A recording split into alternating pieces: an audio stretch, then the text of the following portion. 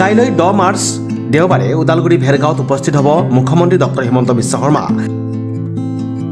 কেইবাখনো উন্নয়নমূলক আঁচনি শিলান্যাস কৰাৰ লগতে প্ৰায় 23খন চাহ বাগিচাত এম্বুলেন্স বিতৰণ কৰিব মুখ্যমন্ত্ৰীয়ে। ইতিমধ্যে ভেৰগাঁৱত মুখ্যমন্ত্ৰীক আদৰিবলৈ প্ৰস্তুতি সম্পূৰ্ণ কৰি তুলিছে বিজেপিয়ে। প্ৰায় 30,000 দলীয় কৰ্মী আৰু ৰাইজ উপস্থিত থাকিব মুখ্যমন্ত্ৰীৰ সভাত। ইতিমধ্যে বৃহৎ ৰভামঞ্চ সাজু কৰি তুলিছে উদ্যোক্তাসকলে। আমি সৌভাগ্য বুলি ভাবি লৈছোঁ। এটা বছৰতে প্ৰায় 12 মাহৰ ভিতৰত দুবাৰকৈ আমাৰ ইয়াত উপস্থিত হ'বহি আমাৰ মাননীয় মুখ্যমন্ত্ৰী তেখেত হিমন্ত বিশ্ব শৰ্মাদেৱে। তো তেখেতৰ যি ইচ্ছা মানে ভাৰতখনৰ ভিতৰত আমাৰ অসমখনক 5খন ৰাজ্যৰ ভিতৰত এখন ৰাজ্য বনোৱাৰ কাৰণে এই ক্ষেত্ৰত আমি তেখেতক শুভেচ্ছা জ্ঞাপন কৰিছোঁ। তেখেতক আমি সহায় সহযোগ কৰিবৰ কাৰণে সকলোৱে আগবাঢ়ি আহিছোঁ। আমাৰ UPPL দলৰ ফালৰ পৰাও তেখেতক আন্তৰিক শুভেচ্ছা জ্ঞাপন কৰিছোঁ, লগতে আদৰিছোঁ যে আমি ভেৰগাঁওবাসী এইকাৰণে সৌভাগ্য বুলি ভাবি লৈছোঁ যে ইয়াত বহুত পিছ পৰি থকা অঞ্চল হিচাপে পৰিগণিত হৈ আছিলে ইমান দিনে, আৰু সেই অভাৱবিলাক যিবিলাক সমস্যাবিলাক সমাধান কৰিবৰ কাৰণে তেখেতে যি উদ্যোগ লৈছে, আমাৰ মাননীয় MLA পানাৰী বিধানসভা সমষ্টিৰ MLA তথা বিধানসভাৰ অধ্যক্ষ তেখেতৰ উদ্যোগতে আমাৰ আজি এই অঞ্চলত পানাৰী অঞ্চলত যথেষ্ট উন্নতি হ'বৰ কাৰণে গৈ আছে। আমি সেইটো নথৈ আনন্দিত হৈছোঁ। তেখেতক মানে আমি শুভেচ্ছা ধন্যবাদ জ্ঞাপন কৰিছোঁ। লগতে অসমখনৰ বিকাশ কৰিবৰ কাৰণে মাননীয় মুখ্যমন্ত্ৰী ডক্টৰ হিমন্ত বিশ্ব শৰ্মাৰ যি উদ্যোগ, এই উদ্যোগত আমি শলাগ কৰিবই লাগিব আৰু তেখেতক ধন্যবাদ জ্ঞাপন কৰিছোঁ। ইতিমধ্যে আমাৰ বিজেপিৰ তেখেত কৈ গৈছে যে এই ওদালগুৰি জিলাত বহু 100 কোটি টকীয়া আঁচনি লৈ পেলাই কালি আমাৰ ইয়াতে ঘোষণা হ'ব আৰু বহুকেইটা আঁচনি আধাৰশিলা স্থাপন কৰিব, লগতে উদ্বোধন কৰিব।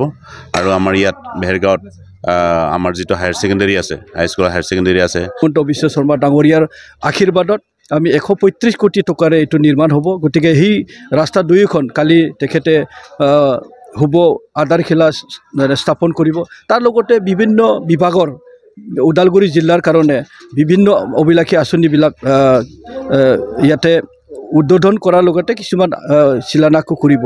আমি সঁচাকৈ এইটো দেখা পাই ক'ব লাগিব যে অসমখন যিটো ডক্টৰ হিমন্ত বিশ্ব শৰ্মাৰ যি সপোন, মানে ভাৰতবৰ্ষৰ প্ৰথম 5খন ৰাজ্যত নিয়াৰ, সেই সপোনটো নিশ্চয়কৈ দিঠকত মানে পৰিণত হ'ব আমি দেখিছোঁ। আৰু অৱশ্যে অহাকালি আমাৰ যি মানে ওদালগুৰি জিলাত 24খন চাহ বাগিচাৰ কাৰণে নতুন এম্বুলেন্স তেখেতে প্ৰদান কৰিব। কালি ইয়াতে বিতৰণ কৰিব, তেখেতে ফ্লেগ অফ কৰিব। ইয়াৰ লগতে আমাৰ দুৰ্ভাগ্যক্ৰমে এটা ঘটনা হৈছিল 2003 চনত।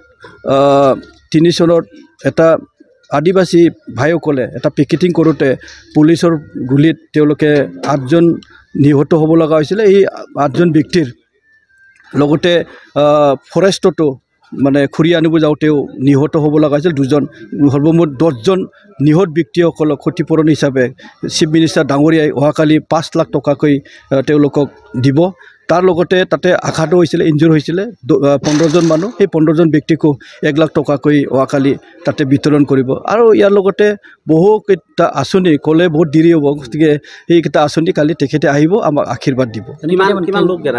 ইয়াতে আমি যিটো আজি তাৰিখত ভাইব্ৰেশ্যন এটা আছে সমষ্টি তথা ওদালগুৰি জিলাত, কাৰণ সমাগত নিৰ্বাচন, সেই নিৰ্বাচনৰ লগতে মানুহ উৎসাহ, নিৰ্বাচন দিন কেতিয়া ঘোষণা কৰিব, কাৰণ আমাৰ কেণ্ডিডেটো ডিক্লেয়াৰ দিলে। গতিকে এইটো লৈয়ে মানুহবিলাকৰ যি উৎসাহ, আৰু ইয়াত মানে যিহেতু BTCত UPPL, BJP, GSP চৰকাৰ চলাই আছে, এই 3টা দলৰ মানুহ, লগতে আমাৰ AGP দলো মানে যৌথভাৱে চৰকাৰ চলাই আছে, তেওঁলোকেও আমি মানে 4টা দলে মানে ইয়াত আহিবৰ কাৰণে, কাৰ্যকৰ্তাসকলে আহিবৰ কাৰণে ইচ্ছুক। গতিকে আমি আশা কৰিছোঁ 30ৰ পৰা 35 হাজাৰৰ অধিক মানুহ ইয়াতে হ'ব সমাগম। কেইটামান টাইমত আহিব?